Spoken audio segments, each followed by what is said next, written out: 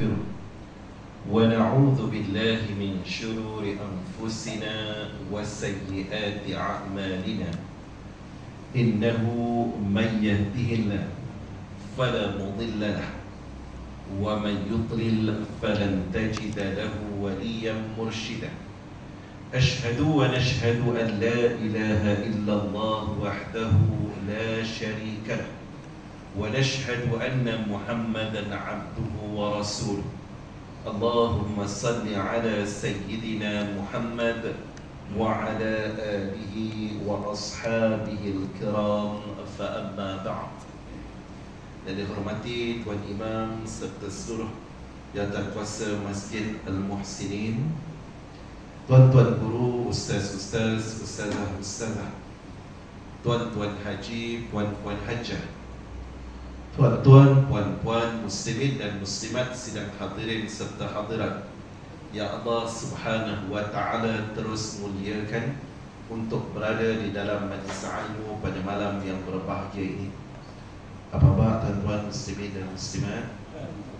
Alhamdulillah, Allah terus memberikan kita nikmat kesihatan, dan lebih penting lagi Allah Subhanahu wa ta'ala terus suburkan kita dengan nikmat iman dan Islam. Mudah-mudahan kita akan dipertemukan dengan Allah Subhanahu wa ta'ala dengan sebaik-baik keadaan dan sebaik-baik pengakhiran, insya-Allah, pada kedudukan iman kita berada pada tahap yang tertinggi, insya-Allah.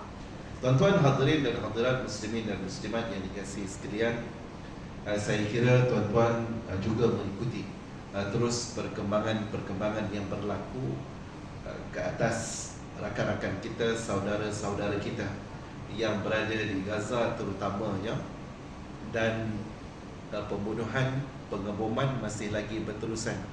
Hatta the last 24 hours ya, lebih daripada 100 orang lagi yang terus dibunuh dan dibom oleh rejim haram Israel la'natullahi alaihim. Dan saya suka untuk menarik perhatian tuan-tuan, puan-puan, hadirin dan hadirat yang dikasihi sekalian, dalam kita terus insya-Allah meneruskan kunut nazilah kita, doa kita, apa yang kita mampu untuk berikan sumbangan kepada saudara-saudara kita yang sedang diuji di sana. Minggu lepas ataupun weekend lepas ya, suatu perkembangan yang menarik perhatian kita bersama, bila mana Republik Afrika Selatan ya, Republik Afrika Selatan biasa dirujuk sebagai RSA, ataupun kalau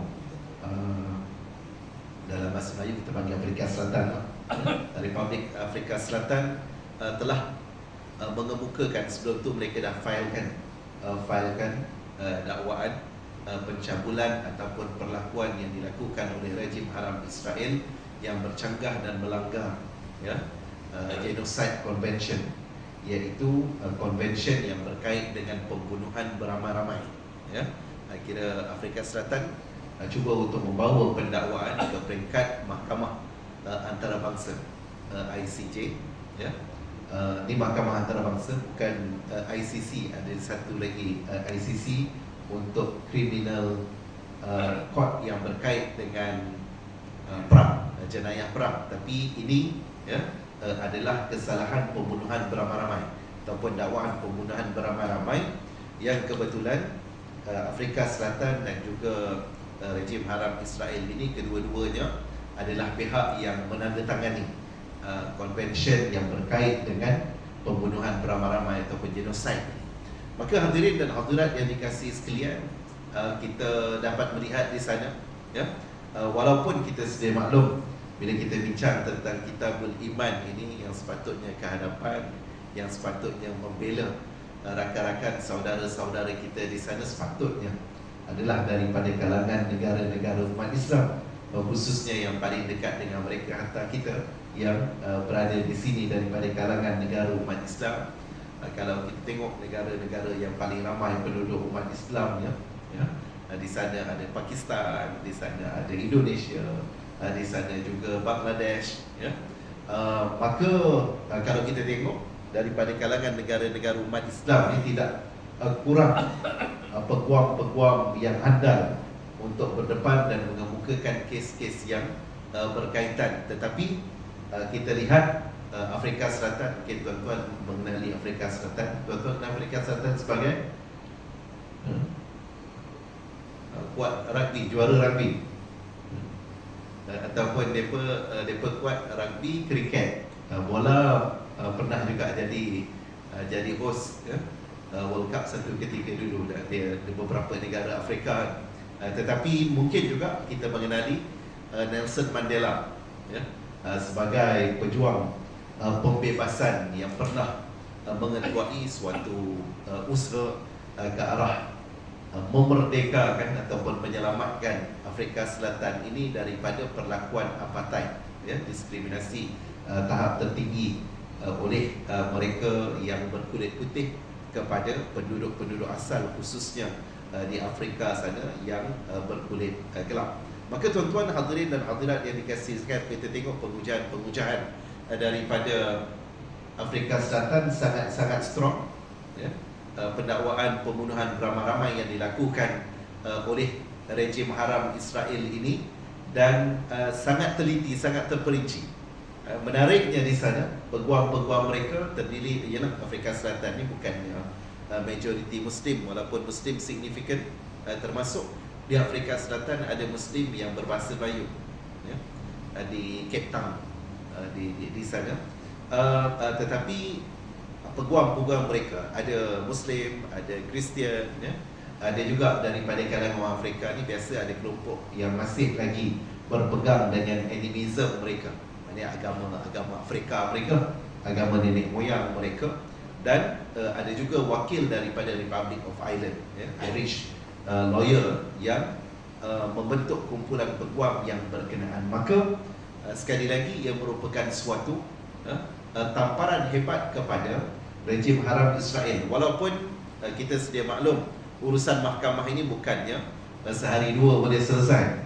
Mungkin makan tahun, mungkin dia tak selesai dalam masa yang terdekat. Tetapi sekurang-kurangnya Afrika Selatan menuntut, agar diputuskan suatu langkah-langkah sementara yang segera, yang disebut sebagai provisional measures, yang perlu diambil dan diputuskan oleh pihak mahkamah antarabangsa ini, ICJ, untuk memutuskan agar dihentikan apa-apa perkara yang boleh memungkinkan genosid ini yang melibatkan rejim haram Israel di tanah Palestin. Jadi kita tunggu setelah ada pengujahan daripada pihak Afrika Selatan dan kemudian pengujahan daripada rejim haram Israel, akan tunggu keputusan yang akan diumumkan dalam masa yang terdekat. Sekurang-kurangnya kita harapkan dan doakan mudah-mudahan Allah Subhanahu Wa Taala membuka hati-hati para hakim-hakim yang berkenaan untuk menerima pendakwaan yang dilakukan oleh Afrika Selatan ini pun merupakan suatu perkara yang signifikan, yang besar dari segi politik, walaupun mungkin belum lagi dari sudut ketenteraan. Maka dalam hal ini, tuan-tuan muslimin dan muslimat yang dikasihi sekalian, kita alhamdulillah Malaysia pun menyatakan sokongan. Cuma saya kira Malaysia boleh buat lebih baik daripada itu. Maknanya menyatakan sokongan itu bagus. Mungkin boleh menawarkan peguam dari Malaysia ke sekurang-kurangnya, ataupun kos yang membabitkan pendakwaan di peringkat mahkamah antarabangsa ini pun boleh sepatutnya disokong oleh negara-negara umat Islam. Jadi dalam hal ini, tuan-tuan muslimin dan muslimat yang dikasihi sekalian, walaupun Afrika Selatan sebagai sebuah negara yang saya nyatakan tadi majoritinya bukan Muslim, dan mereka tak ada mazhab yang tertentu lah. Mereka tak declare juga sebagai sebuah negara Kristian, walaupun ramai daripada kalangan orang Afrika ni yang juga beragama Kristian. Tetapi dalam hal yang seumpama ini, kita sepatutnya tidak berbelah bagi di dalam menyatakan sokongan kepada tindakan yang dilakukan oleh Afrika Selatan bagi membela umat yang tertindas. Mereka menyatakan, dia punya presiden ni nama Cyril Ramaphosa, menyatakan bahawa ini kind of wasiat daripada Nelson Mandela bagi memperjuangkan Palestin sehingga dibebaskan. Maknanya dia merupakan suatu komitmen yang lama daripada zaman Mandela lagi sampai kepada kepimpinan mereka yang ada sekarang ini, dan itu antara yang dipegang oleh Kerajaan Republik Afrika Selatan di dalam menyatakan ketegasan mereka menentang penindasan dan pembunuhan yang dilakukan oleh rejim haram Israel. Dan dalam masa yang sama, tuan-tuan muslimin dan muslimat yang dikasihi sekalian, mungkin kita juga mengikuti bagaimana di sana kerajaan di Yaman. Kerajaan di Yaman ni masih berada di dalam keadaan yang tidak stabil, masih lagi perang, perang saudara ataupun internal sesama mereka dalaman negara Yaman ini, tetapi yang mempunyai kuasa yang lebih, yang menguasai kawasan yang lebih ini adalah daripada kalangan Houthi, dan kita tengok bagaimana Amerika Syarikat telah melancarkan serangan peluru berpandu mereka, melancarkan serangan ke airport mereka, international airport Yaman ini, atas alasan Houthi telah melanggar undang-undang antarabangsa, bila mana Houthi mengancam dan melakukan serangan ke atas kapal-kapal yang melalui Laut Merah, terutamanya di muka Laut Merah tu adalah Babul Mandab, pintu mandab di Laut Merah, yang kebetulan Yaman lah yang menguasai kawasan yang berkenaan. Lalu Houthi sebelum ni melakukan beberapa, dia tahan, dia memberikan ancaman kepada kapal-kapal yang berkenaan yang ada kaitan dengan Israel, sama ada mereka akan berlabuh dekat tanah rejim haram Israel ini, ataupun mereka dari kalangan kapal-kapal yang berbekalan di Israel, sebab antara yang Malaysia buat keputusan untuk tidak membenarkan berlabuh adalah Zim Fleet, kira kapal yang dimiliki oleh company Israel, Zim. Begitu juga dengan apa yang dilakukan oleh Houthi, tetapi sebelum ni Houthi punya respon adalah apa US nak sembang pasal langgar undang-undang antarabangsa, dalam keadaan mereka sewenang-wenangnya langgar undang-undang antarabangsa. Dan walaupun mereka telah diserang, tetapi komitmen mereka adalah kami tidak akan mengaku kalah. Dan kita sedia maklum Houthi ni bukan calang-calang juga, mereka perang gerila kan. Jadi walaupun begitu, mereka menguasai banyak kawasan di Yaman pada ketika ini, dan antara yang tegas menyatakan sokongan kepada perjuangan Palestin dan menentang pengeboman, pembunuhan yang dilakukan oleh Israel dan juga dibantu oleh Amerika Syarikat. Dalam hal ini, tuan-tuan muslimin dan muslimat, kita sedia maklum Houthi adalah Syiah. Pun begitu, dalam hal ini sekali lagi, kalau tadi Afrika Selatan memang dia bukan Syiah, tapi memang jelas daripada kalangan kumpulan bukan Islam, kita akan menyatakan sokongan dan solidariti. Maka dalam hal bila dilakukan pengeboman pula kepada Houthi ini, maka kita perlu juga untuk menyatakan sikap kita, sama ada kita bersama dengan Houthi ataupun kita bersama dengan US. Dan tuan-tuan mana? Ada dia US minta dijauhkan tuan-tuan muslimin dan muslimat, betul? Houthi mungkin Syiah, bukan mungkin, memang betul. Houthi ni memang Syiah, memang Syiah, tetapi dalam hal yang seumpama ini, kita perlu lebih jelas mana yang lebih nyata kezaliman mereka dan perlakuan mereka yang memang terang-terang US supply senjata, Israel buat bom, lancarkan bom bertubi-tubi lebih daripada 100 hari, semua dari US. Malah Biden ada menimbulkan kontroversi bila meluluskan kira supply lagi untuk bukan kali kedua tapi kali ketiga keempat dah rasa, ya, dengan peluru-peluru yang dibekalkan kepada rejim haram Israel. Maka dalam hal ini tuan-tuan muslimin dan muslimat, sekali lagi tak perlu untuk terpengaruh dengan pandangan-pandangan yang menyatakan kita kena neutral, tak boleh bersama dengan Houthi, ya. Dalam hal ini sekurang-kurangnya Houthi Syiah masih dipersetujui sebagai Muslim. Dia pun bukan kira-kira dalam perbahasan dan juga musyawarah daripada kalangan ulama-ulama Islam, Syiah, sama ada Syiah Iran ke, Syiah Lebanon ke, Syiah Yaman ke, ya, mereka semua masih lagi dianggap sebagai Ahlul Qiblah. Ahlul Qiblah ni Muslim lah, sekurang-kurangnya, ya.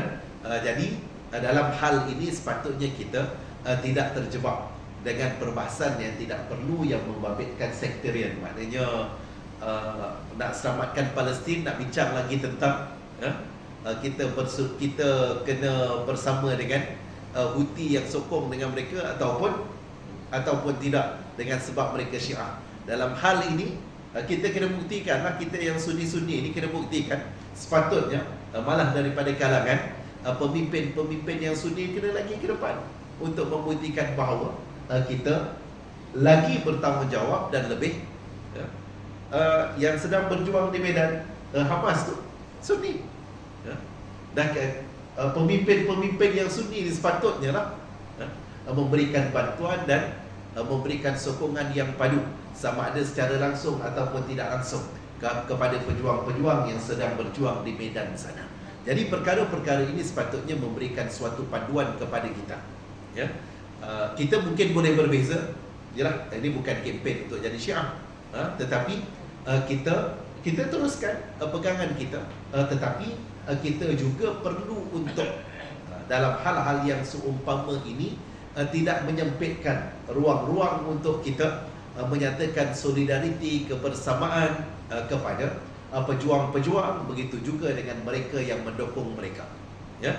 Jadi dalam hal ini contohnya macam Hizbullah pun Syiah juga, Hizbullah di Lebanon, ya.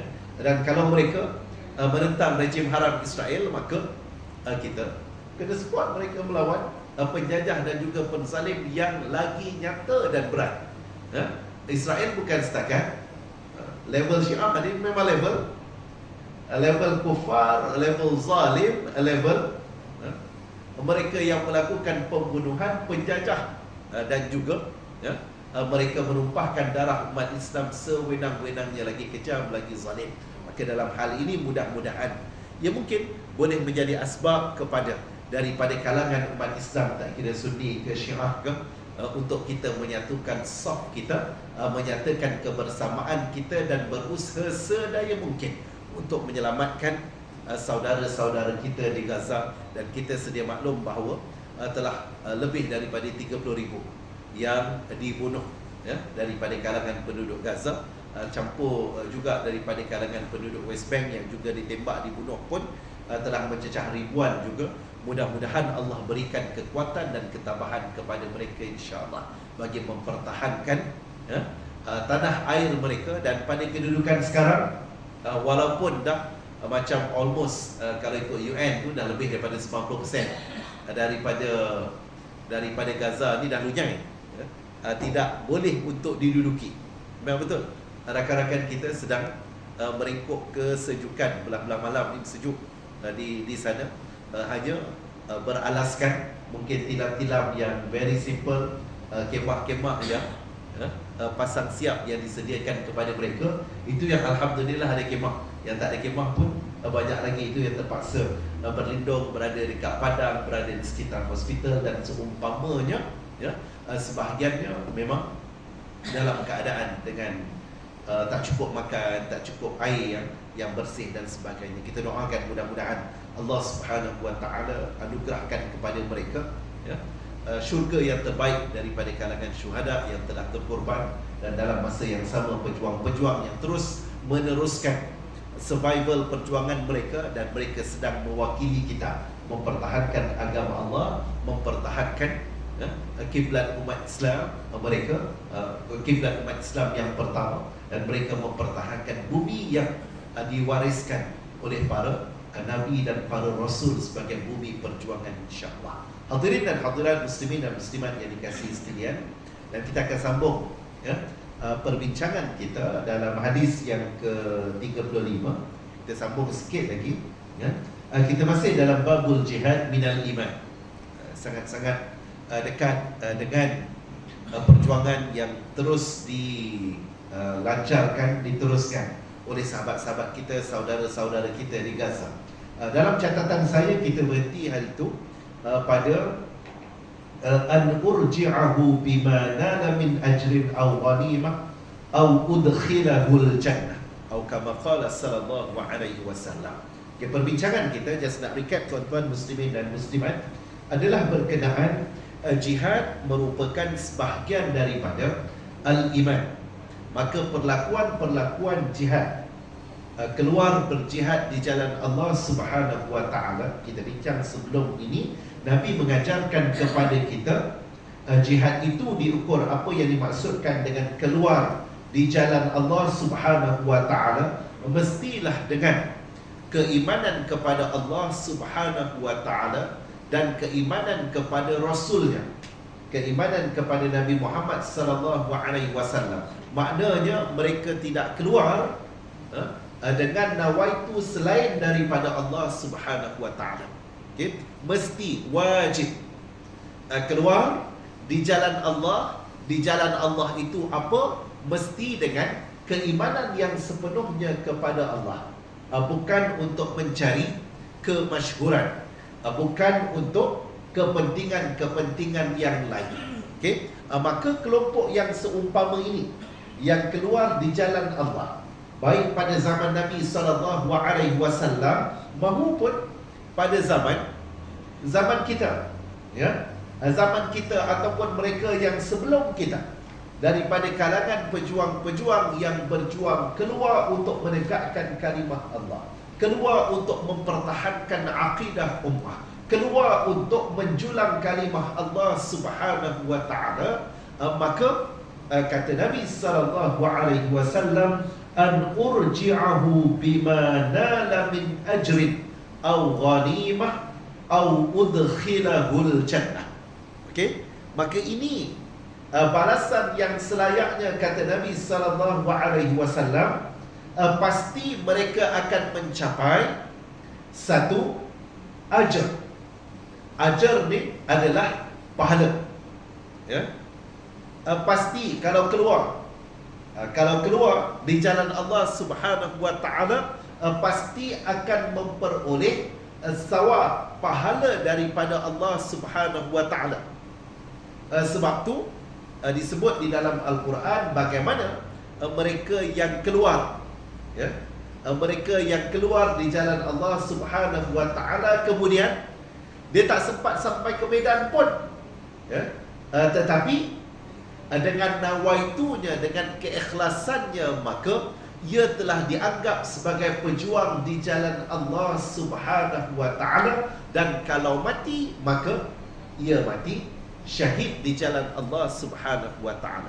Jadi keluar di jalan Allah, berjuang di jalan Allah Subhanahu wa taala, confirm akan memperoleh balasan pahala, ajr, ya, min ajrin au ghanimah.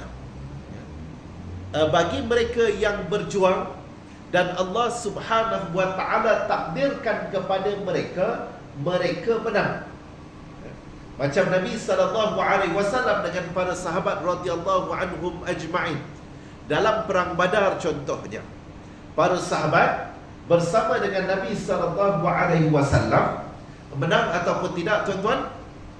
Menang, alhamdulillah. Walaupun dalam keadaan yang tidak disangka-sangka. Bilangan mereka sedikit, ya.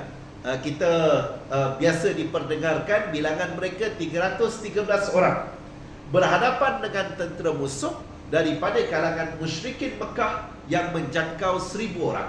Ada kata 950, tetapi at least 3 kali ganda daripada bilangan tentera Islam.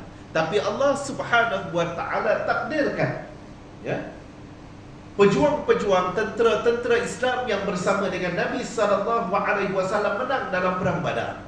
Maka pahala mereka dapat, ajr, Mereka dapat pahala dan mereka juga dapat ghanimah. Kalau kita baca pula dalam perang Uhud kan, bagaimana ghanimah ataupun harta rampasan perang ini menjadi asbab kepada tentera-tentera Islam menyangkakan bahawa perang dah habis dan mereka cuba untuk menghampiri perkara-perkara ataupun harta yang ditinggalkan oleh musuh-musuh Allah Subhanahu wa taala. Namun begitu, bacaan pada waktu itu sedikit terkhilaf, sehingga sebahagian daripada para sahabat yang diamanahkan untuk jaga kedudukan tentera Islam di atas Jabal Ruma, iaitu Bukit Pemanah, juga turun dan meninggalkan kedudukan mereka, yang kemudian memberi ruang kepada tentera musyrikin yang telah kalah untuk menyerang hendak tentera Islam dalam perang Uhud. Jadi tuan-tuan muslimin dan muslimat, ghanimah ini adalah real. Ya, betul. Harta rampasan perang. Tapi kena jelas, harta rampasan perang ini adalah harta-harta yang ditinggalkan oleh musuh. Dia tak jadi harta rampasan perang. Contohnya, bila menang dia terus bagi-bagi, katakan tanah-tanah yang ada di situ, ataupun pasar yang dimiliki oleh katakan orang bukan Islam di kawasan yang berkenaan. Tidak. Dia adalah harta-harta yang ditinggalkan oleh musuh. Banyak tak banyak, dia depends. Ada waktu ghanimah ataupun harta rampasan perang ini, katakan ketumbukan tentera musuh. Contoh, dalam perang Ahzab, ketumbukan tentera musuh adalah dalam bilangan 10,000 orang. Lebih daripada 10,000 orang. Jadi kalau 10,000 orang, mungkin yang menaiki unta katakan 2,000, yang menaiki kuda 6,000 katakan. Maka bila mereka kalah, maka sebahagian besar daripada kuda-kuda, unta-unta ini akan ditinggalkan. Ini harta rampasan perang. Begitu juga dengan senjata-senjata. Ialah bila musuh dah kalah, sama ada mereka lari rentang bukang tinggalkan senjata-senjata, bekalan-bekalan mereka, ataupun mereka mati. Bila mati, maka adalah peninggalan-peninggalan. Contohnya mungkin pedangnya, mungkin dia punya tombak, mungkin juga dia punya perisai. Maka semua ini dalam kategori harta rampasan perang. Ya, sebab dia sudah lagi tidak, takkanlah harta-harta dia dikumpulkan, kita post balik kepada musuh. Dia tak jadi macam tu kan. Jadi harta-harta ini perlu untuk diuruskan. Setengah orang, terutamanya daripada kalangan orientalis, cuba untuk memberikan tohmahan bahawa tentera-tentera Islam perang untuk merampas harta. Tidak. Ya. Perang, sekali lagi, perang dalam Islam fi sabilillah, dengan niat kerana Allah Subhanahu wa taala, dan bukan untuk merampas, merebut harta. Tetapi bila ada harta yang ditinggalkan, ia perlu untuk diuruskan, dan tidaklah pula untuk dimusnahkan. Itu merupakan suatu pembaziran, terutamanya di dalam keadaan kita baca sejarah para nabi, ya, Nabi Muhammad sallallahu alaihi wasallam ini adalah dalam keadaan memang umat Islam perlu, ya, kepada kelengkapan-kelengkapan yang berkenaan, dengan sebab nature ataupun keadaan pada waktu itu adalah dalam keadaan boleh perang pada bila-bila masa. Ya. Jadi tuan-tuan muslimin dan muslimat yang dikasihi sekalian, mungkin boleh juga untuk kita meninjau dengan lebih lanjut dalam surah Al-Anfal.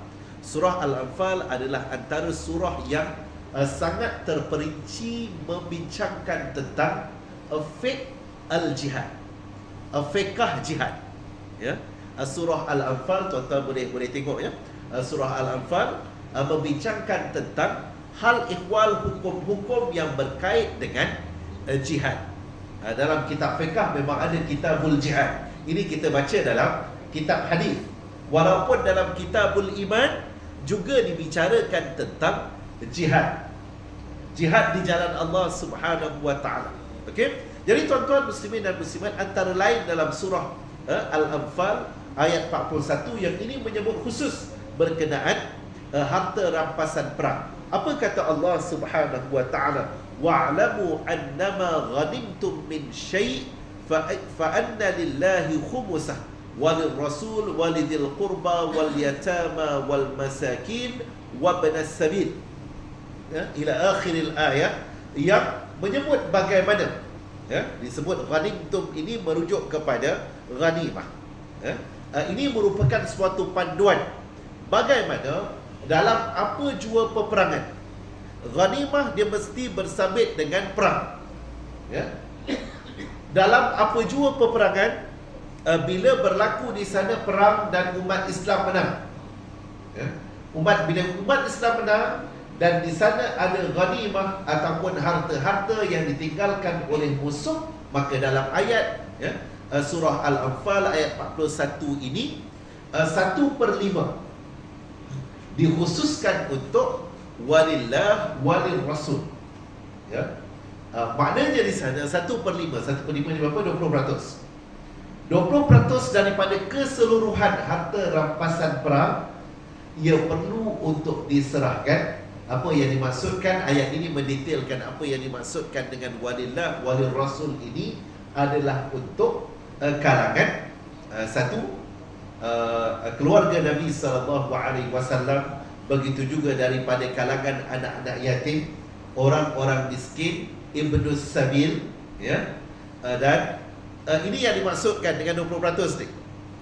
Jangan salah faham pula bahawa bila disebut walillah, maka maksud walillah itu adalah menyerahkan kepada pihak-pihak yang dinyatakan itu tadi, yang biasa dirujuk sebagai daripada kalangan asnaf yang memerlukan 20%. Manakala bakinya, yang bakinya ini diagih-agihkan kepada para tentera, pejuang-pejuang yang berjuang di medan. Dalam Islam memang kebajikan mereka yang terlibat dengan peperangan, ketenteraan adalah sangat-sangat diberikan perhatian dan juga peruntukan yang sewajarnya. Dia tidaklah lumayan, tetapi kalau tengok kepada bajet pada waktu tu, kalau kita nak tengok pembahagiannya, maka pembahagian yang paling besar memang untuk pertahanan. Sebab pertahanan ini merupakan suatu perkara yang dianggap sebagai teras dalam sebuah negara. Maknanya tanpa pertahanan, maka negara tersebut akan terdedah, pemerintahan tersebut akan terdedah kepada manipulasi dan serangan musuh. Sebab tu pada waktu itu, kalau nak dikirakan gaji peruntukan kepada tentera, di antara yang terbaik ataupun yang tertinggi. Dan kemuliaan bagi pejuang-pejuang ini, sebagaimana dalam hadis ini kita akan tengok bagaimana Nabi SAW menggambarkan hebatnya, dahsyatnya, tingginya, mulianya pejuang-pejuang yang berjuang di medan semata-mata kerana Allah Subhanahu wa taala. Hadirin dan hadirat yang dikasihi sekalian, maka ghanimah ini memang selayaknya kepada mereka yang berjuang di medan. Sebab tu daripada kalangan lelaki-lelaki, lelaki-lelaki yang cukup syarat zaman Nabi SAW, mereka memang wajib turun, melainkan ada keuzuran syar'i yang dibenarkan dan dikecualikan oleh Nabi SAW. Jadi tidak timbul di sana, contohnya mungkin ada yang melihat bahawa dah macam mana pula dengan orang perempuan, orang perempuan kalau ia adalah ahlul qital, maknanya bersama di dalam peperangan, dia ada pembahagian yang sama juga. Dan dalam masa yang sama, bila dia membabitkan lelaki-lelaki dianggap sebagai ketua keluarga, maka bila dibahagi-bahagikan kepada tentera-tentera Islam ini, insya-Allah ada bahagian kepada keluarga mereka. Okey, hadirin dan hadirat muslimin dan muslimat yang dikasihi sekalian. Kemudian Nabi SAW menyambung, au ghanimah au udkhilahul jannah. Ya. Kalau mereka hidup dan menang, mereka dapat pahala dan mereka akan beroleh ghanimah. Mereka akan diberikan ada peluang untuk memperoleh ghanimah ini yang sekali lagi dia tak semestinya banyak, dia tengok pada keadaan, ya. Kalau kebetulan banyak maka dibahagikan dengan pembahagian yang sewajarnya. Kalau sedikit dibahagi-bahagikan juga untuk manfaat ataupun maslahah semua pihak yang berkenaan. Kalau di sana ditakdirkan oleh Allah Subhanahu wa taala, baik dalam perang Badar, baik dalam perang Uhud, baik dalam perang yang dilalui oleh Nabi sallallahu alaihi wasallam, tak semua juga menang. Ada yang contohnya diuji dengan saya sebut tadi contoh perang Uhud, diuji dengan ketewasan ataupun kerugian, walaupun tidak secara total. Sebab perang Uhud dia berakhir dengan bukan tentera Islam surrender, tetapi kedua-dua belah pihak berundur. Ya, kira tentera Islam pun berundur dan tentera musyrikin pun berundur. Walaupun di sana ada cubaan daripada tentera musyrikin untuk melakukan pukulan terakhir bagi membunuh Nabi, membunuh para sahabat radhiyallahu anhum ajma'in, tetapi mereka tidak berjaya. Okey, jadi Nabi sallallahu alaihi wasallam akhirnya walaupun luka parah, Nabi sallallahu alaihi wasallam akhirnya dapat menyelamatkan diri, selamat dan selamat berundur, dan kemudian tentera musuh pun dah berundur, jadi masing-masing kembali kepada tempat masing-masing. Itu yang berlaku dalam perang Uhud, ya. Tapi selepas daripada itu, perjuangan menentang musuh-musuh Allah Subhanahu wa taala ini diteruskan. Ada waktu tentera Islam menang, ada waktu tentera Islam diuji juga dengan kekalahan. Tetapi kalau kalah, adakah mereka rugi dan memalukan? Tidak. Ini janji Nabi sallallahu alaihi wasallam. Kalaupun mereka kalah, ya, kalah dalam pelbagai bentuk. Kalah dalam bentuk contohnya mereka tumbang, tewas, mereka terbunuh, mereka syahid di jalan Allah Subhanahu wa taala. Confirm mereka tak dapat ghanimah, tetapi pahala mereka dapat, dan janji Allah Subhanahu wa taala kepada para syuhada adalah syurga. Mereka yang syahid di jalan Allah Subhanahu wa taala dalam perang Badar, ada daripada kalangan para sahabat, termasuklah daripada kalangan anak-anak remaja. Contohnya adalah Umair bin Abi Waqqas. Saya mungkin pernah berkongsi dengan tuan-tuan muslimin dan muslimat, betul tentera Islam menang dalam perang Badar, tetapi beberapa orang daripada kalangan pejuang Islam, tentera Islam syahid, termasuklah Umair bin Abi Waqqas. Umair adalah anak muda, ya, dalam umur belasan tahun, syahid di medan Badar. Dalam perang Uhud, antara yang syahid adalah Sayyidina Hamzah. Sayyidina Hamzah adalah dianggap sebagai Asadullah, ya, singa Allah, ya, kira hebat, tangkas. Tapi Sayyidina Hamzah telah dibunuh, sebab Sayyidina Hamzah ni antara target tentera musyrikin Mekah, dan salah seorang daripada mereka memang siap-siap dah upah Wahsy, ya. Wahsy merupakan seorang hamba yang ditugaskan untuk target Sayyidina Hamzah ini dengan tombaknya yang sangat tepat, ya. Wahsy, ya. Memang dia Wahsy sebut sebab Wahsy ni akhirnya dia memeluk Islam, ya. Dan bila memeluk Islam, dia dianggap sebagai salah seorang daripada sahabat Nabi sallallahu alaihi wasallam, walaupun Nabi sallallahu alaihi wasallam agak masih lagi teringat-ingat bagaimana Wahsy tombak dan membunuh bapa saudaranya Hamzah bin Abdul Muttalib, tetapi Wahsy berakhir sebagai seorang muslim. Jadi Sayyidina Hamzah tidak dibunuh dalam serang hendak, tidak. Sayyidina Hamzah dibunuh waktu perang Fasa yang pertama, waktu muslim menang, ya. Tetapi Allah pilih Sayyidina Hamzah untuk syahid di jalan Allah Subhanahu wa ta'ala. Maka orang-orang yang seumpama ini, baik mereka syuhada Badar, baik mereka syuhada Uhud, baik mereka syuhada menentang rejim haram Israel, janji Nabi sallallahu alaihi wasallam, udkhilahul jannah, mereka semua akan dimasukkan ke syurga Allah Subhanahu wa ta'ala. Dan tanda-tanda kemuliaan mereka ini digambarkan bagaimana syuhada tidak perlu untuk diuruskan macam jenazah biasa. Malah mereka akan diuruskan dengan pakaian perang mereka. Kalau walaupun mungkin berlumuran darah, walaupun mungkin ada yang koyak ataupun sebagainya, akan dikebumikan dengan pakaian mereka.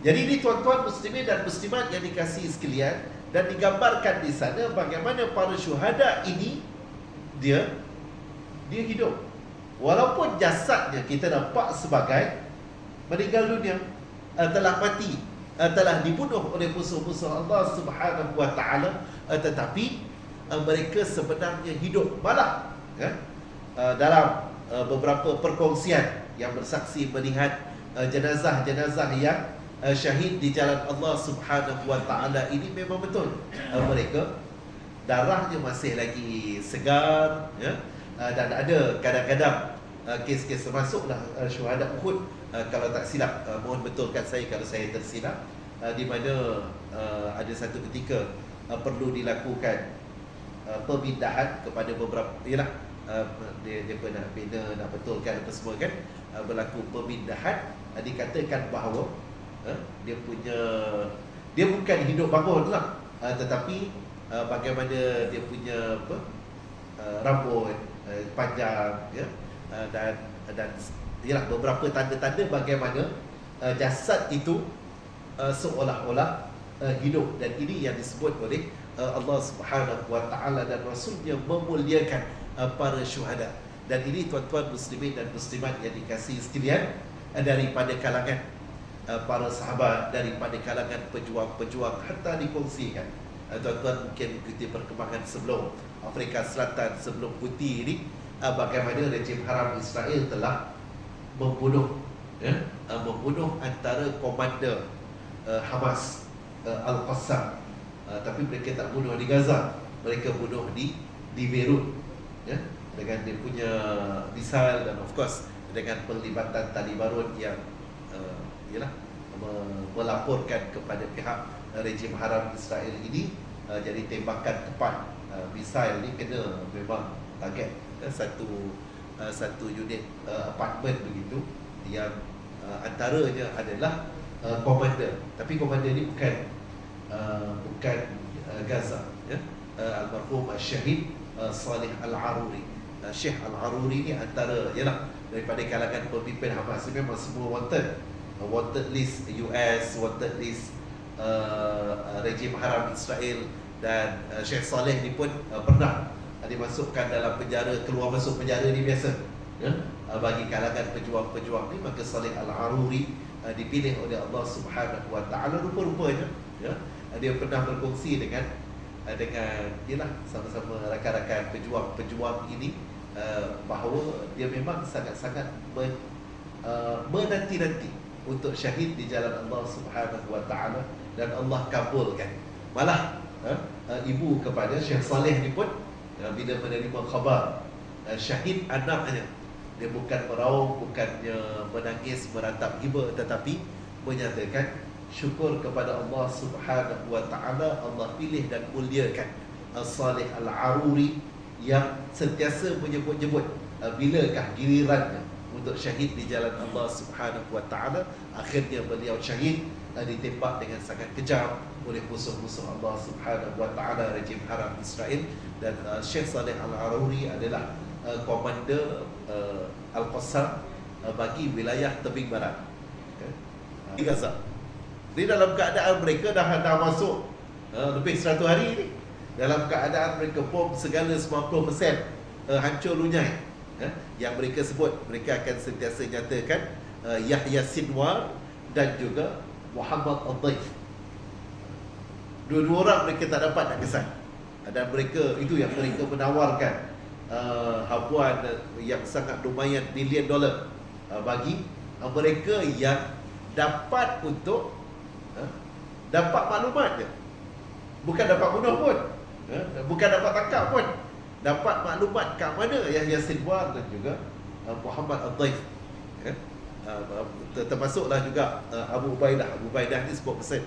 Dia bukanlah komander, dia adalah juru cakap. Itu pun tak dapat untuk dikesan dan cuba untuk dibunuh oleh rejim haram Israel. Mudah-mudahan Allah Subhanahu Wa Taala beri kekuatan yang luar biasa kepada pejuang-pejuang yang seumpama ini, dan mereka inilah, kalaupun mereka gugur di jalan Allah Subhanahu Wa Taala, janji Nabi, janji Allah, udkhilahul jannah, confirm mereka masuk syurga Allah Subhanahu Wa Taala dengan sepenuh kemuliaan di sisinya, insya-Allah.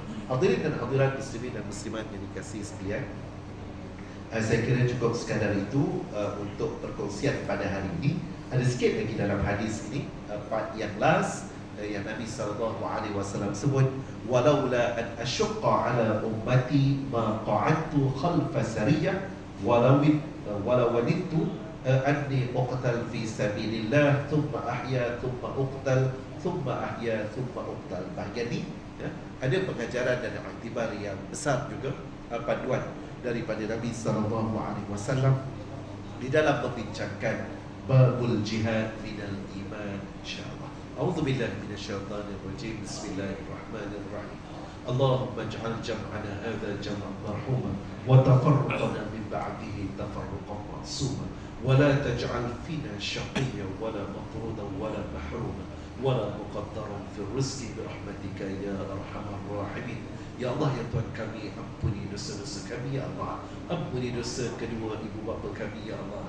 Ampuni dosa guru-guru kami, ya Allah. Ampuni dosa sanak saudara dan ahli keluarga kami, ya Allah. Ampuni dosa jiran-jiran kami, ya Allah. Ya Allah, kami bersyukur kehadirat-Mu, ya Allah. Terus memberikan kami ruang dan peluang untuk menekuni hadis baginda sallallahu alaihi wasallam dan mengambil ibrah yang terbaik daripadanya, ya Allah. Ya Allah, ya Rahman, ya Rahim, ya Dzal Jalali wal Ikram. Satukan hati-hati dan jiwa-jiwa kami, ya Allah. Kami ingin menjadi pembantu-pembantu agama-Mu, ya Allah. Kami ingin menjadi pejuang-pejuang di jalan-Mu, ya Allah. Ya Allah, ya Rahman, ya Rahim. Jauhkan kami daripada melakukan perkara-perkara dosa dan maksiat, ya Allah. Jauhkan kami daripada berkompromi dengan maksiat dan perkara yang dimurkai oleh-Mu, ya Allah. Jauhkan kami daripada bersekongkol dengan penipuan, penyelewengan, pembohongan dan penyalahgunaan kuasa, ya Allah. Ya Allah, ya Rahman, ya Rahim. Jauhkan kami daripada perkara-perkara munkar dan perkara-perkara yang tidak diridai oleh-Mu, ya Allah. Rabbana afrigh alaina sabra wa thabbit aqdamana wansurna 'alal qaumil kafirin wansurna 'alal qaumil fasiqin wansurna 'alal qaumil zalimin wansurna 'alal qaumil munafiqin. ربنا آتنا من لدنك رحمة وهيئ لنا من أمرنا رشدا وصلى الله على سيدنا محمد وعلى آله وصحبه وسلم والحمد لله رب العالمين.